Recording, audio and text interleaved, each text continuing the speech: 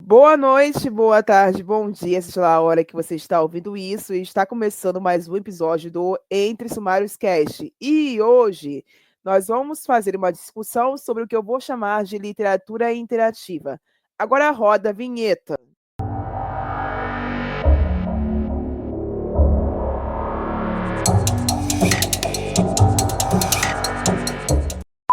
Esse podcast faz parte da iniciativa O Podcast é Delas. Saiba mais em opodcastedelas.com.br.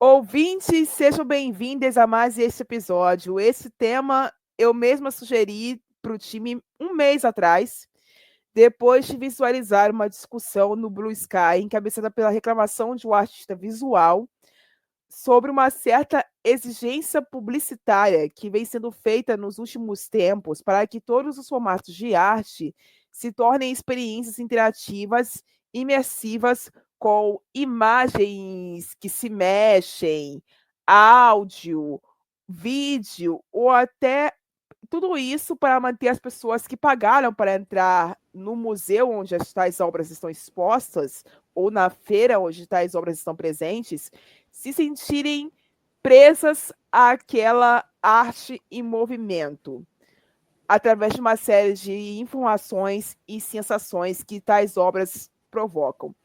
Isso acontece com o cinema também, onde muitos filmes hoje em dia são vendidos como uma experiência cinematográfica e não só mais apenas um filme.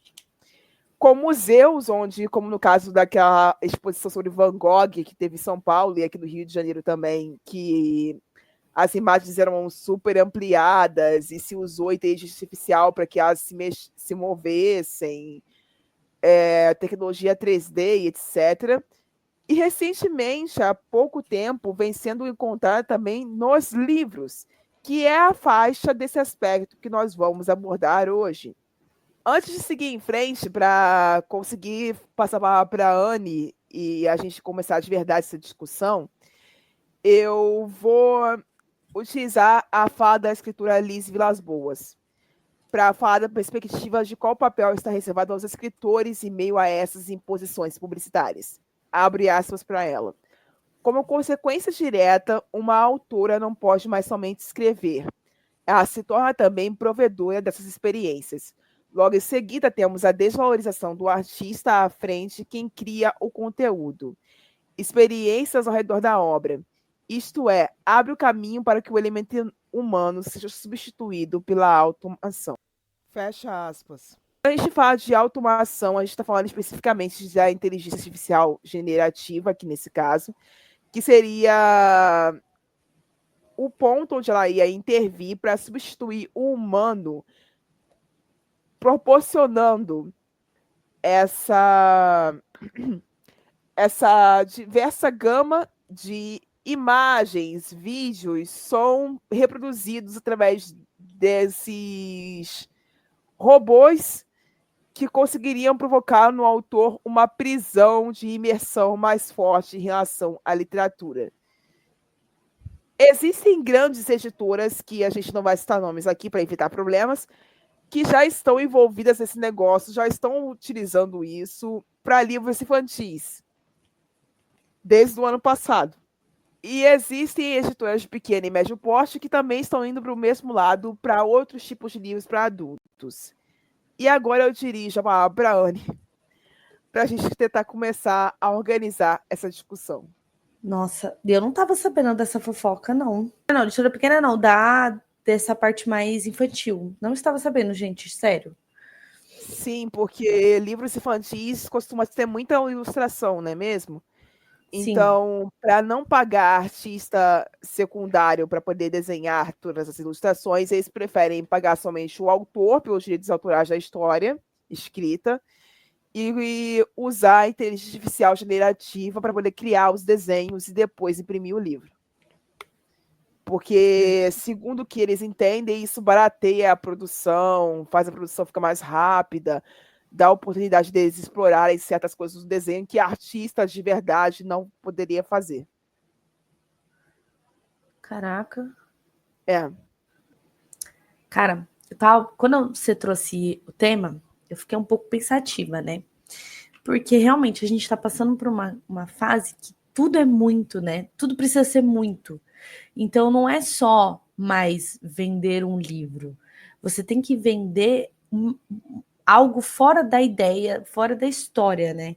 E hoje em dia a gente não está mais ligando muito para isso, para qualidade, para se a história é boa ou não. A gente está vendendo um modelo, né? Você está vendendo uma caixa, uma vontade de ter o produto e não de se gostar de uma história, né? Há muito tempo atrás, há muito tempo não, alguns anos atrás, na verdade, book trailer era algo bem nichado. Não tinha muita gente que usava isso, ou se não era muito fan-made, né? Era muito coisa de fã. As fãs pegavam, faziam os trailers e tudo mais, principalmente em histórias onde a gente só imaginava que um dia virar produto do audiovisual e faziam um book trailer bem fan-made. E era um recurso muito voltado também com fanfic e tudo mais. E hoje a gente tá num. E hoje é tanta coisa, né? Eu tava pensando até em kits, por exemplo, você compra um livro e vê um kit enorme, tipo, você não compra só o exemplar, você compra uma vela, você compra um chaveiro, um pôster, uma caderneta, uma eco bag, até vibrador entrou no meio, né? Como a história daquela moça. Sim, e aí meio que, tipo, não é só mais se vender o seu livro, você tem que vender algo a mais para chamar a atenção do seu leitor. E não é chamar atenção porque a história é boa, você tem que chamar atenção de algo palpável, né? E, tipo, é óbvio, a gente está falando exatamente de uma fase do capitalismo, do consumismo, do Imediatista. Exatamente. Que a gente entra em outros discursos que viraram uma época até bem famosos, né? Não sei se você lembra, Rayane, quando a briga era o que é um brinde? Um marcador de página? Ah, sim. Eu continuo achando que é brinde. Eu também, eu acho super massa. Amiga, eu amo pegar um livro e então marcar a página do livro. Eu acho massa, entendeu? Só que assim, igual, antigamente a briga era porque era muito caro um livro para você ganhar uma capa-página. Só que hoje em dia tem gente gastando mais de R$ 300 num kit de um livro mais 1000 coisas. Será que, tipo assim, isso é brinde ou você tá pagando por algo só para Cara, fazer um unboxing, né? todo mundo sabe que no Brasil é proibida a venda casada. É o mínimo de lei que o povo leigo sabe. Só que empresas muito grandes costumam a fingir que não tô sabendo dessa lei existe.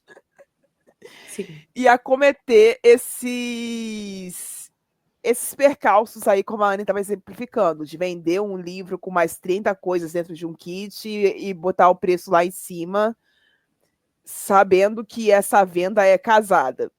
E depois eles vão lá se resolver com a justiça.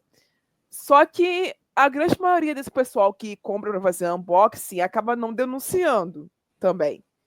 Então, se a justiça não é avisada, se a justiça não é Não pode combater. provocada, ela não pode combater o problema.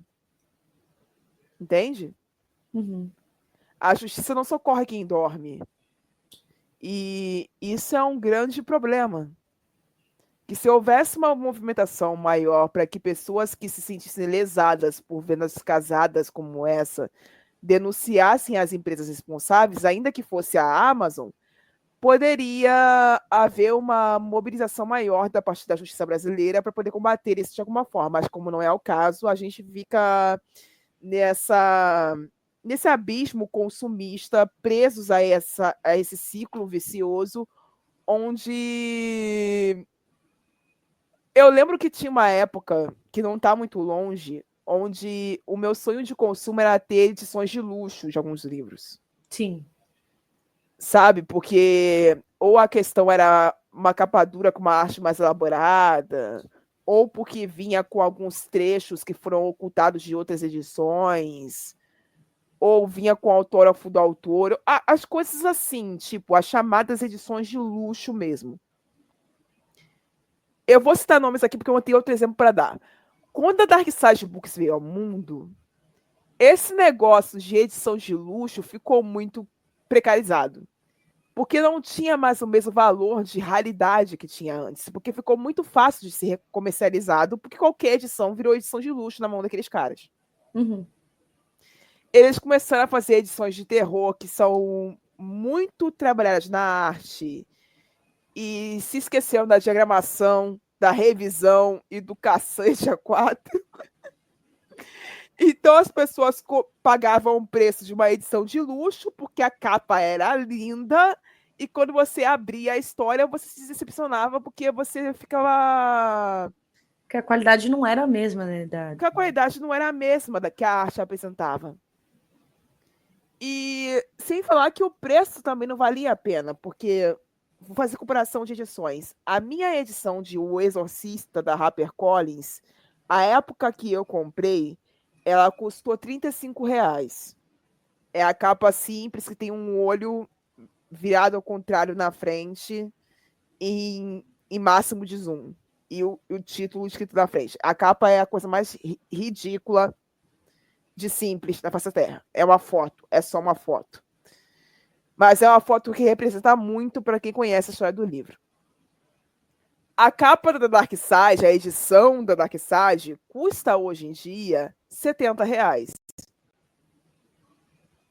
E a capa é um crucifixo invertido, pintado de verde, reluzente, com uma moldura em prata, e a parte do fundo é preta. E se você passar a mão, parece que você está passando a mão pela pele humana depois de podre. Nossa. Eles têm essa textura, assim. Aí eles fizeram essa edição que eu repito, custa 70, e a edição da editora que editou esse livro primeiro, que foi a HarperCollins, custa 40. Olha o tamanho da diferença disso. É o mesmo livro, é a mesma história. Só porque uma versão tem a capa mais elaborada, o preço subiu para o céu. Sim. De uma maneira escatológica. E isso é ridículo, porque não faz muito sentido. Uhum. Porque tudo que esse trabalho que a Darkside fez no marketing de O Exorcista acabou sendo barrado pela edição de luxo que eles fizeram anos depois, que vem com o rosto da protagonista do livro, que é a Reagan. O rosto do filme, o mesmo rosto da atriz do filme. E essa edição de luxo foi limitada, ela desapareceu no mercado logo depois. E ela custava R$ 120. Uhum. Aí eu fico pensando, e se eu tivesse desistido de comprar, tipo, 4 livros para comprar um? Sabe? É absurdo para mim. Para mim não faz sentido. É que a gente volta numa bolha de que é uma competição por atenção, claro. Então é óbvio que para uma pessoa com o consumismo desenfreado que a gente tem hoje em dia, é muito mais para ela vai ponderar se realmente compensa gastar os R$ 40 ou se ela gasta os 70. Eu vou dar até um exemplo mais recente. E nem é comparando editoras, como no caso que você fez, Raia. A gente pode citar aqui a Quarta Asa e toda a saga. Gente, é ridículo. Eu estou colocando as minhas palavras. É ridículo a gente ter uma edição comum, que custa seus R$ 60 num Prime Day, num App Day da vida aí, nas promoções da Amazon que tem. E um livro que é o mesmo livro, só que com capa dura, acho que tem a parte colorida na lateral e tudo mais. Não tenho certeza. Nunca vi essa história, esse livro pessoalmente. Mas pensando nisso, ele custa R$ 160. Uau! Tá? Eu vou até ver quanto que tá hoje a quarta asa capa dura. Só para dar informações. Hoje, gente, na Planeta tá 187, tá? Uau! Então assim... Planeta, o que que tá havendo com você, minha Gente, filha? é muito A caro, senhora gente. enlouqueceu, dona Planeta. Cara, é muito caro. Gente, eu sei que o preço do dólar tá lá em cima, que o Trump não tá colaborando, e etc, etc, etc. Mas caraca, isso aí é absurdo. Sim, Isso aí é olha, absurdo. pra vocês terem uma ideia, se você comprar hoje os 3 livros capa dura, né, que tem da série, no Mercado Livre tá R$ 417. São 3 livros, gente. 3 livros. E tem mais vindo, que se eu não me engano tem mais lançamento para vir. Gente, o que é Cara, isso? é muito caro. É muito caro. Eu não consigo entender. Aí pode ser também até... É porque eu tô um pouco cansada, amiga. Não sei como que você Ok. tá com tudo isso. Nessa questão, eu acho que tem tanta informação, é tanta coisa, é tudo tão rápido que, sei lá, por exemplo, eu amei a hipótese do amor, mas ai, gente, eu tenho um livro comum, para que eu vou gastar numa edição de luxo que custa 90? É. Se eu tenho o mesmo livro, gente, de verdade, o livro Não, tá mas a aqui, ele vem ideia, inteiro, né? não, mas a ideia da edição de luxo, pelo menos para mim, quando eu tinha a ambição de ter essas coisas, era literalmente enfeitar a estante. Sim, Porque eu já tinha lido a história, eu já tinha lido, inclusive, mais de uma vez. Eu só queria enfeitar a estante com uma capa mais bonita, porque eu não ia desistir do meu exemplar sim, antigo. E muitas pessoas investem em edições de luxo para poder enfeitar mesmo. Não porque querem ler a história, entende? É só por questão de ter algo bonito para si. Ah, Hipótese do Amor vai virar filme, não vai? Eu ouvi uma vai. especulação sobre isso. Não, parece que liberaram a foto de quem seria a atriz principal também. Depois Aham, a gente sim, volta para falar sobre isso em outro episódio, mas quando o filme vier à tona, quando começar a divulgação do filme em si, esse livro vai estourar em vendas de novo. sim. E aí que a gente vai ver como é que vai ser a treta de verdade. Se vai ser a experiência do cinema que vai trazer um novo fandom para esse livro, ou se vai ser o fandom antigo que vai permanecer levando esse filme para frente. A gente não sabe. Sim. Porque o processo da filmagem de A Hipótese do Amor veio até rápido. Demorou o quê? 2 anos ou menos? Do livro pro filme? Eu acho que é uns 2 anos, 2 anos e meio, mais ou menos. Muito diferente de um tipo Bel Desastre, que demorou 10 anos para o filme aparecer. Sim. Entendeu? É Uhum. muito diferente. Sem falar que o filme de Bel Desastre não trouxe novos fãs para a altura de Bel Desastre. Somente os antigos foram assistir. E Sim. quem assistiu como novato não se interessou em ler a história. Então, assim, é muito louco quando a gente analisa Exatamente. o quanto Tipo, que. a Irmandade da Daga Negra, que recentemente lançou adaptação também.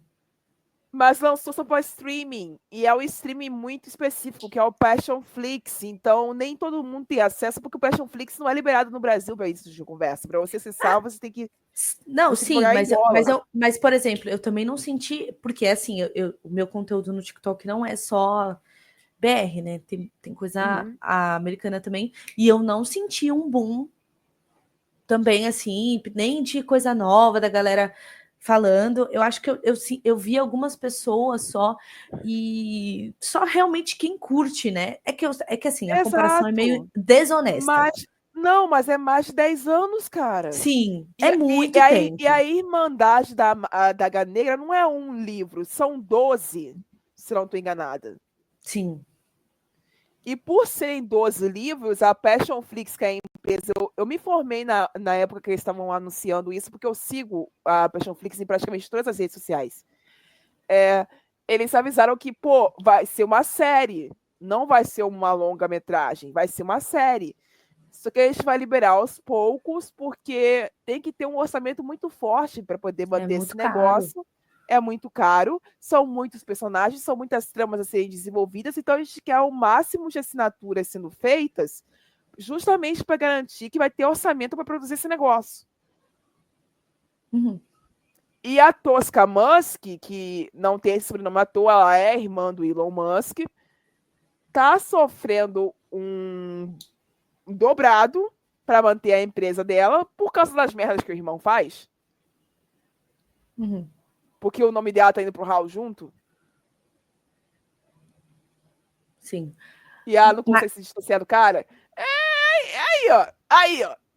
Mas aí eu acho que cabe. Por que eu trouxe esse? Porque, como a gente tá falando da adaptação de A Hipótese do Amor, e a gente já tá vendo o rebuliço acontecer nas redes sociais, você já tá vendo a atriz, ela tá pipocando de conteúdo sobre. Então, ela mesma já tá criando esse cenário, essa experiência, sabe? Nossa, e aumentando muito mais aquela expectativa e aquela vontade de assistir e tudo mais. Que, por exemplo. A Passionflix já não consegue fazer, entende? E eu também acho que nem é o propósito deles. Cara, assim, a Passionflix, eu acompanho eles faz um bom tempo, desde o lançamento da adaptação de Inferno de Gabriel, que foi há 3 anos atrás, acho que 4 anos atrás, que saiu o primeiro filme. Uhum. Eles têm uma moção feita com muita força do escritor envolvido.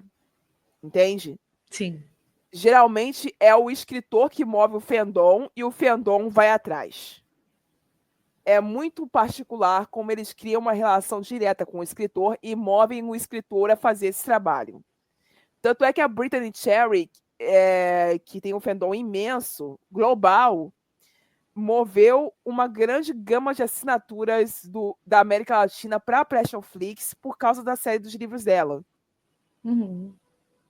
O Sylvain Reinhard, como ninguém conhece o rosto dele, até o dia de hoje ninguém sabe se ele é certo um homem ou uma mulher, moveu muito menos. Apesar dele também ter muitos fãs da América Latina. Mas como todo mundo conhece quem é a Brittany, todo mundo confia no que a Brittany escreve, e a Brittany teve grande envolvimento no roteiro, escolha de elenco e etc. Todo mundo confiou na Passionflix para fazer essas adaptações dela. E tá dando certo. Para essa escritora, tá dando muito certo, porque ela tá ganhando um fenômeno novo também através disso. O pessoal da Dragadeira, eu não sei. Eles estavam especulando que talvez lançassem da série da Richelle Mead também, que eu vi. Que tava para vir no futuro, mas aí a Draga Negra vai precisar dar certo para eles fazerem isso. Tem uma série de Fórmula 1 que também tá estreando lá. Então, assim, eu acredito que a proposta do Passion não é se tornar o Netflix no futuro. É ser nichado. É ser nichado para quem é fã de romance. Eles querem crescer, mas com uma diretora com o nome da Tosca, fica difícil. É que fica complicado. É que a gente mudou totalmente o foco, mas voltando pro ponto que eu tava falando. Então vamos voltar pro ponto que eu tava falando, quando eu citei a hipótese do humor, é que para mim é muito irreal a gente ter literalmente duas de um mesmo livro em tão pouco tempo. E assim, eu tenho duas opções. Você quer uma cara ou uma 3.000 vezes mais cara? E é bizarro como a galera compra. Gente, eu amo a reclamação da galera. Nossa, gente, tá muito caro. Pré-venda, esgotou em um dia. Me explique. Exato. Ai, gente, a gente é muito sobre isso. A gente alimenta essa prática de permanecer essa rotatividade de livros cada vez mais caros para você dizer que tem uma edição bonita. Que você tem uma experiência transcendental, de textura, de luz. Uma história medíocre. E com uma história medíocre do lado de dentro. Exatamente. Chega a ser aterrorizante, de certa forma, porque, assim, os escritores independentes em geral, eles não têm acesso ao mesmo orçamento que teria uma editora para poder fazer esse tipo de coisa. O que só coloca eles em defasagem, né, na hora de vender esse tipo de coisa, porque às vezes eles têm que investir mais no trabalho gráfico do que na produção da preparação do texto em si que vai ser publicado. Sim. Não à toa que, tipo, tem livro com 7 ilustrações. Né? Sim. Tem livro que tem diagramação diferenciada para cada capítulo. É um bagulho muito louco e muito caro de se fazer. Sim. E as pessoas fazem, os autores independentes fazem isso para tentar competir de igual para igual com as editoras. E até no nicho, e até no nível de autores independentes. Porque e tem até uma dentro galera do que nicho vem mesmo. muito. Sim, claro. Só que, tipo, esse povo ganha pouco comparado ao que as editoras ganham. Sim, aí o nível é diferente. O recebimento do lucro no final é muito diferente. E acaba que eu não sei se esse investimento maciço vale a pena no final das contas. Sim. Eu de verdade não sei. Eu realmente queria conversar com uma autora que fez esse tipo de investimento bruto para entender como é que sai o lucro no final da treta, porque não parece que vale a pena. Uhum. Porque esse pessoal continua tendo que lançar 5 livros por ano. Por ano.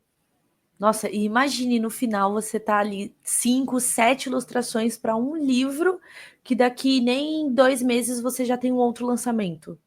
Exato, eu queria entender como é que isso funciona. Se você lança 5 livros por ano, como é que cada um deles tem 3 ilustrações?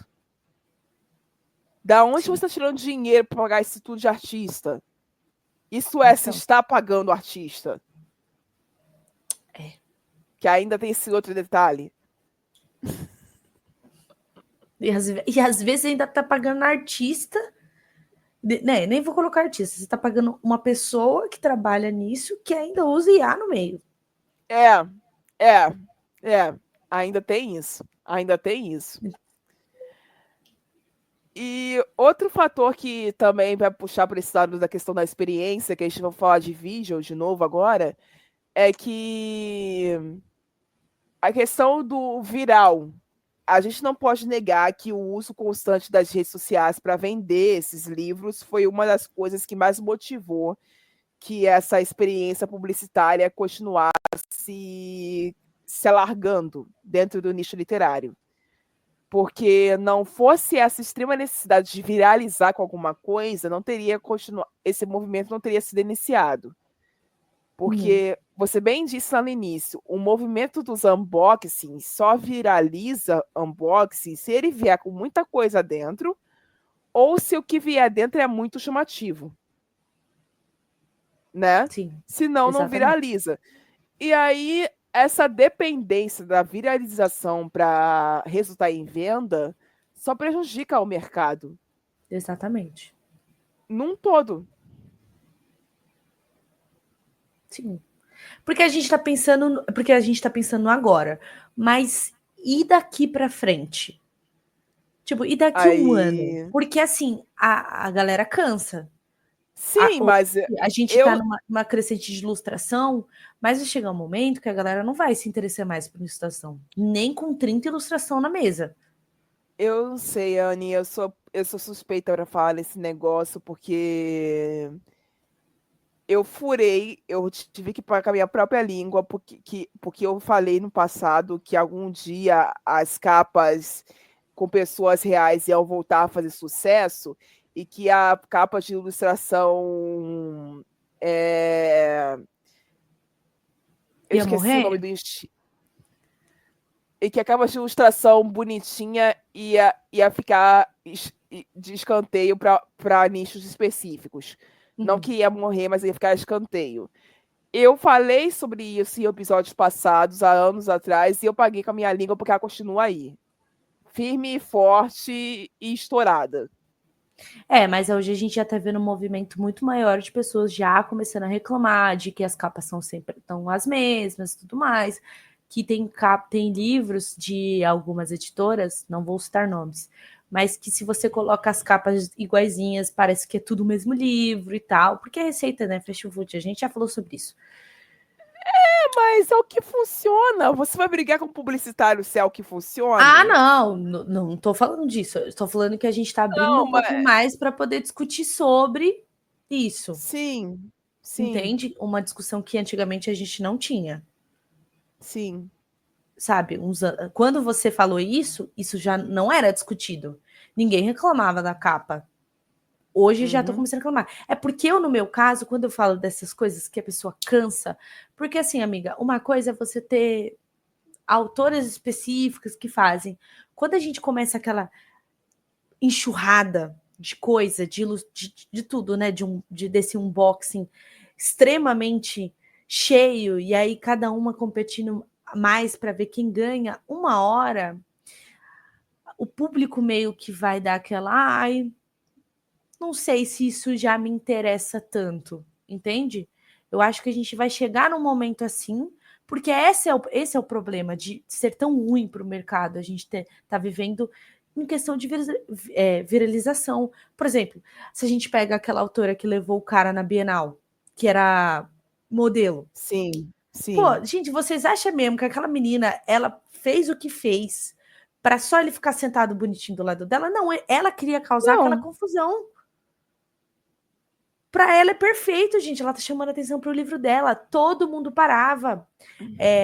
Porque no Rio foi organizado. Porque ela levou o cara no Rio também. Em São Paulo, as pessoas paravam para perguntar quem é? Quem é? Quem é? Então, assim, era o objetivo dela. E não é à toa que logo depois, na mesma semana, na Bienal em São Paulo, já tinha outras autoras com caras lá para modelo também para ser o personagem dela em vida real. Entendeu? Então a gente tá vivendo nesse ciclo que, meu, me cansa muito. Eu não me sinto tão atraída, por exemplo. Eu adoro ilustração, né? Não vou mentir. Mas eu não me sinto atraída com aquele tipo de marketing que a pessoa fala assim: você leria pela ilustração? Ai, linda, mas não. Eu me pega muito esse negócio, porque parece que a história é o que eu falei no início, parece que a história vira uma coisa secundária. Sim. Tipo, qual é a história, cara? Me fala a sinopse. Me É igual conta alguma trope, coisa amiga. dessa história. Porque, assim, não dá para saber muita coisa com a ilustração, dependendo da ilustração que você está mostrando. Por exemplo, eu ganhei um pacote aqui de ilustrações que eu já mencionei no nosso episódio sobre a Bienal do Livro, que tem uma ilustração em especial, que é uma posição sexual que o casal tá fazendo lá, que o cara tá com a mão suja de terra. Ele tá com as duas mãos sujas de terra. E a única coisa que eu consegui pensar foi: esse cara enterrou um corpo antes de pegar essa mina. Bom ponto. Foi a única coisa que eu consegui pensar. Porque ou ele é coveiro. Porque pra mim a única coisa que faz sentido, ele tá com a mão suja de terra, é ele ter enterrado o corpo. Eu não consigo pensar em outro tipo de motivo pra ele estar com a mão suja de terra. Sim. Você vai me desculpar. Concordo, amiga, concordo. Eu consegui tirar da história. E eu comecei a me preocupar 2 vezes, mas ainda quando essa ideia veio na minha cabeça, porque eu sei como é que fica um cadáver depois que você enterra. Meu Deus. Verme, inseto, vários componentes. E tem risco da gente pegar uma bactéria. Bactérias, vírus que estão sendo ali naquela terra putrefata, e você vai transar sem lavar a mão, meu abençoado? Como assim, meu? Porra, Anne, você é demais, cara. Não, Puta questionamento. Não, eu tive que pensar além, porque parece que a autora não pensou. Eu fiquei instantaneamente preocupada com a quantidade de IST possíveis que ele podia transmitir para aquela mulher naquela situação. Total. Mas, enfim, continuando. Assim, eu não reclamo de certas coisas. Eu tenho um boneco de voodoo que eu ganhei de print de livro. Eu tenho copos personalizados, eu tenho imã de geladeira, eu tenho uma caralhada de coisa. Tenho certeza que Anne também tem.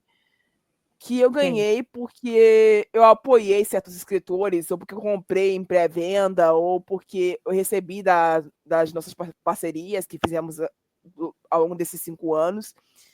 E eu gosto de ganhar essas coisas, eu gosto de ter essas coisas, mas eu não enlouqueceria se eu ficasse sem elas, Uhum. sabe? Sim. Porque para mim o elemento principal continua assim na história. Eu sou leitora, eu gosto de ler livros. Uhum. Então, para mim, o principal sempre será a história. E nunca a experiência que eu vou ter a partir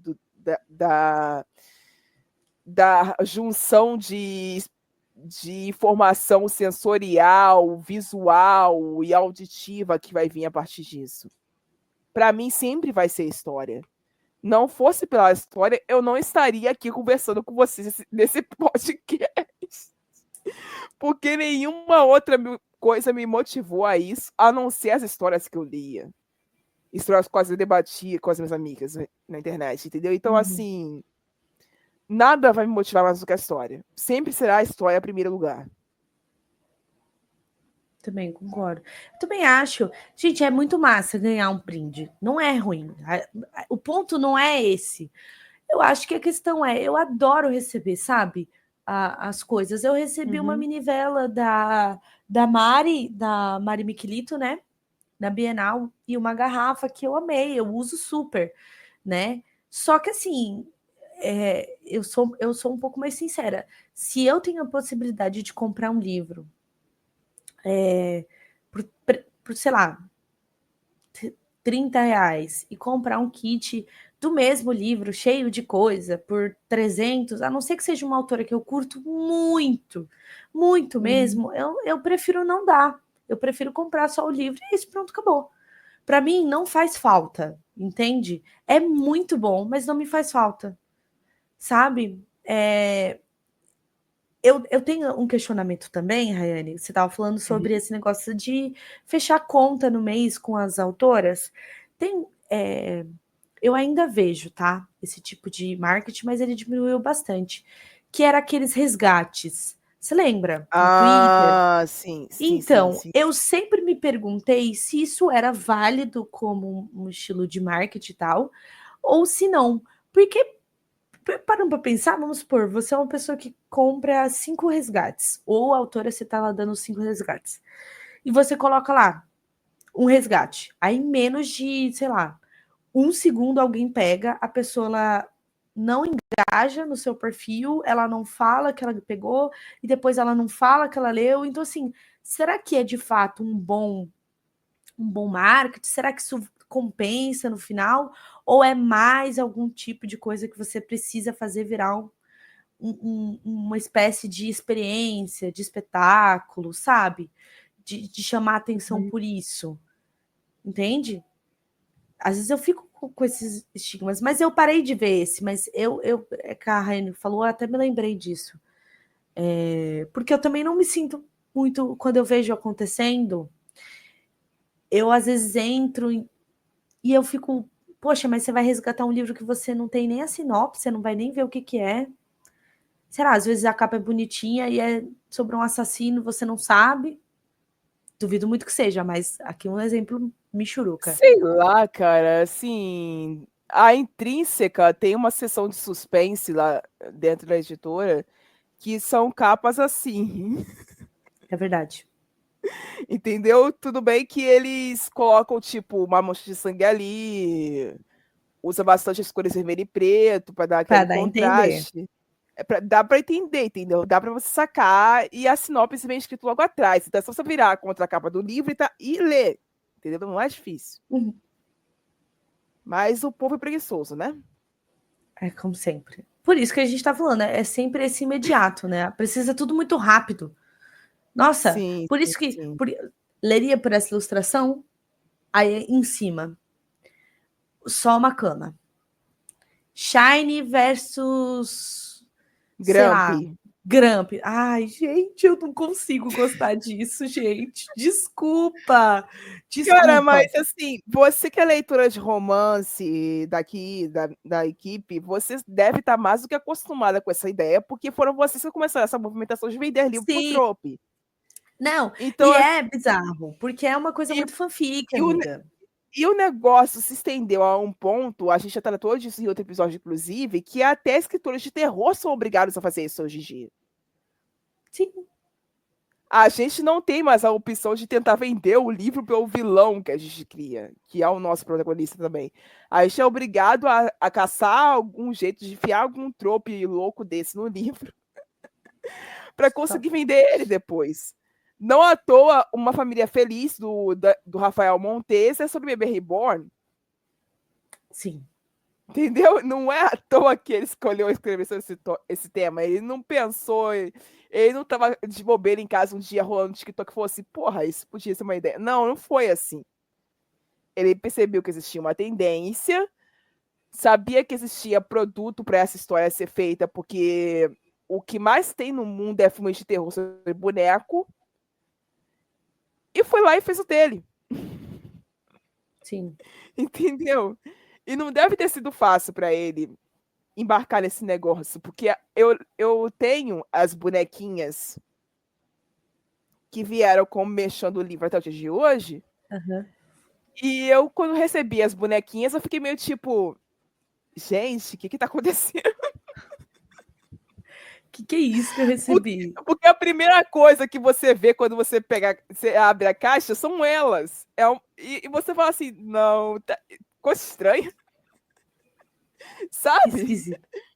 É muito estranho. E se você não for ler a sinopse, o livro, você não vai entender nada. Porque são 3 bonequinhas carecas peladas. E você fica tipo, o que isso quer dizer? Então. É muito. Funciona, mas ainda assim causa uma estranheza muito grande no junto do produto. Sim. E é complicado isso. Eu tô acostumada a ler livros que são caros por causa do tamanho. Tipo, os livros do Stephen King são caros porque é muito papel. Os livros do Cixin Liu, que é de ficção científica, são caros por causa do papel, porque é muita folha, é muita página. São livros de, sei lá, 400 a 600 páginas. Isso quando não é um de 1000 páginas. Esse livro tem razão de ser caro. Esse livro tem razão de custar R$ 80, porque é papel. E papel é caro. E é muita página. Mas quando não é esse caso, eu fico puta, cara. Sim. Sim. A gente tá Sabe? vivendo um momento muito de assim, esquisito, né, com o mercado, assim. Sempre esteve, né? Eu acho que desde 2019, ali, as coisas nossa, ficaram tão caras, assim. Eu entendo quando o livro é muito grande, por conta do papel. Eu entendo, é aquilo que você falou. Só que tem livro, amiga, que não tem nem 300 páginas direito, custando R$ 60. Sim. E a gente sabe que a editora forçando a barra em cima de livro viral, a editora forçando a barra em É, cima de questão de brinde, a editora forçando barra em cima de publicidade. Não tem outro motivo. É essa mania de querer impor publicidade, impor experiência que motiva esse preço. Não tem outra justificativa. Entendeu? sim. E não é É à uma toa que gama. elas vêm com aquele adesivo agora, né? Tendo sucesso no TikTok. Sim, sucesso no TikTok. Agora você vai em livraria física e você tem uma prateleira, um stand inteiro Ó, só para o sucesso do TikTok. Entendeu? exatamente. É um bagulho para mim muito absurdo. Sempre vai ser um bagulho muito absurdo para mim essa história. E para encerrar esse episódio, cabe aqui também a gente falar sobre a proteção dos direitos autorais dos artistas envolvidos dentro da produção do livro. Porque essa automação, essa exacerbação de necessidade de provocar essas experiências vão acabar no local onde vai gerar uma precarização de trabalho de todos os envolvidos na produção do livro, no mercado que já é naturalmente precarizado. Já se trocam muitas funções que eram humanas, a função de revisor, de diagramador, preparador de texto, leitor crítico, tudo para IA. Entende? Desde que a IA começou a existir. E isso deixa a gente desempregada. Gente com formação e especialização desempregada. Gente que lutou muito para conseguir entrar nessa indústria desempregada. Gente que se formou com um sonho de entrar para essa indústria, com um sonho anulado, porque vai ser substituído por um robô. Isso é frustrante pra caraca. Sabe? Chega a ser aterrorizante, porque a questão das traduções feitas com inteligência artificial, que eu vou ter que fazer um episódio só para isso, é muito profunda, porque se torna maçante, se torna ridículo, não tem a mesma alma, não tem a mesma propriedade, não tem o mesmo conhecimento que tradutores especialistas têm, não tem o mesmo cuidado, sabe? E isso me enerva só de imaginar, cara. Eu fico com o estômago embrulhado só de pensar nessa história, sabe? É muito chato isso, ter que pensar dessa forma. Porque eu sou fã de filme. E eu tô enfrentando dobrado com os filmes que eu assisto, porque tá tudo da produção gráfica do audiovisual sendo substituído por IA também. E fica feio pra caramba. Sim. Eu queria que pelo menos os livros se salvassem disso, mas parece que nem os livros vão. Não vai mesmo. Tanto é que a gente volta nisso que, para quem vive numa caverna, já tem acho que 2 anos que a Iris, né, do Divulgação Nacional, linda, maravilhosa, faz o evento que chama Exploda Seu Kindle. E ela recentemente, vai acontecer esse ano, agora em agosto, se eu não me engano, que ela falou que ela estava com muita preocupação em relação a isso, já que, como são muitos livros, né? Na edição passada foram 4.000 livros gratuitos no dia do Exploda, acaba que ela não tem controle do que entra, porque ela faz tudo meio que sozinha, ela e o namorado dela. Então ela não tem esse controle de averiguar se a pessoa é ou não uma pessoa escrevendo, se é IA, se a capa é IA ou não e tudo mais. Então ela estava muito preocupada nessa questão, porque ela estava com medo de que a lista do Exploda Seu Kindle virasse uma enxurrada de livros em IA, como já estava vindo acontecendo na divulgação de livros gratuitos, né, nacionais, na parte da Amazon. Então ela já estava com muita preocupação sobre. Eu espero que não afete o evento, que é muito legal, só que eu também acho que seria muito chato se você entrasse lá e tá lá, sei lá, o CEO e o bebê reborn lá, que a galera fez questão de viralizar e aquilo era obviamente um livro IA. Mas é claro que viralizou, cara. É igual o livro dos 2 alienígenas grávidos. É lógico que viralizou, entendeu?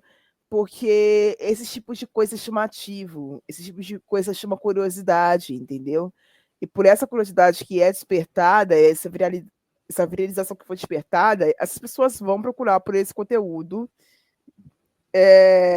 estando ele presente na maior plataforma de e-books que existe, que é a Amazon. E porque nós não temos o competidor direto para isso também. Porque se tivéssemos um competidor direto que preservasse artistas reais e livros reais, nós poderíamos conseguir retardar de alguma forma, né? Retardar de alguma forma e fazer com que os fãs se separassem, se dividissem, mas não dá. Sim. Com o monopólio que a Amazon possui, não tem condições da gente conseguir classificar esse tipo de coisa. Entende? Exatamente. É muito doloroso ter que pensar nessa caralhada de coisas. A gente só queria ler livro e ser feliz, mas quando a gente esbarra no capitalismo, acontece isso. Entendeu? É complicado. É complicado, pessoal. É isso, se cuidem, tá? Vigiem bem o que vocês estão lendo. Testem 2, 10 vezes se for preciso para saber se é a pessoa real que está ali por estar escrevendo. Não tem preço, tá? Ler livro por automação nunca deveria ser normal. Sim, e nem traduções. E nem traduções, tá? E as capas, antigamente eu até fazia vista grossa, porque eu sei quanto é difícil você estar custeando uma capa quando você trabalha de CLT e usa livro como hobby. Mas com as condições que as capas estão sendo produzidas, não está dando para fazer vista grossa mais. Sim. Não tem condições de fazer vista grossa. Vocês vão ter que arrumar justificativas muito melhores, porque a situação anda grotesca, tá? Nossa. A situação anda grotesca. Tem muita gente querendo ganhar dinheiro em cima de, entre aspas, otário, com esse tipo de produção em massa. E vocês, por favor, não sejam esses otários. Ok? É isso, pessoal. Nós vamos ficar por aqui. Eu vejo vocês na próxima. Até lá e tchau.